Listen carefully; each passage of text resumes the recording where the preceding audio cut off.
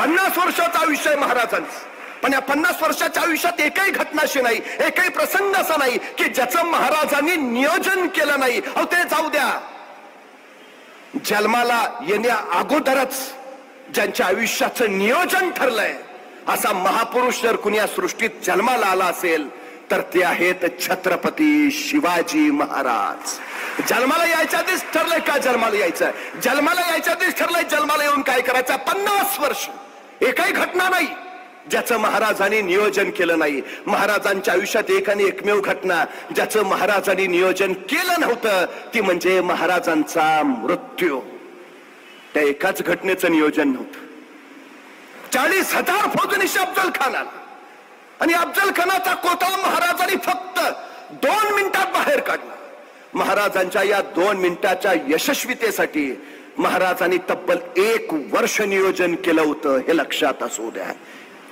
2 मिनिटाच्या यशस्वीतेसाठी 1 वर्षाचं नियोजन.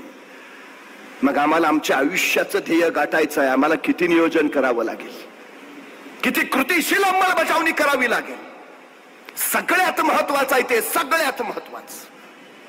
आमच्या पोरांना ते नियोजन, ती कृतीशीलता, तीच जबाबदारीची जाण आणि भान त्याला येऊ द्या, सगळ्यात महत्वाचं. शाळांमध्ये जीवशास्त्र शिकवलं जातं पण जीवनशास्त्र नाही. शाळांमध्ये चित्रकला शिकवली जाते पण चरित्रकला नाही. या जीवशास्त्राबरोबर जीवनशास्त्राची, चित्रकलेबरोबर चरित्रकलेची गरज आहे. ध्येय इतकं इतकं ठाम हवं, इतकं पक्क हवं की काही होऊ दे, ते गाठल्याशिवाय माघारे फिरायचं नाही, ही उर्मी त्याच्यात यायला हवी.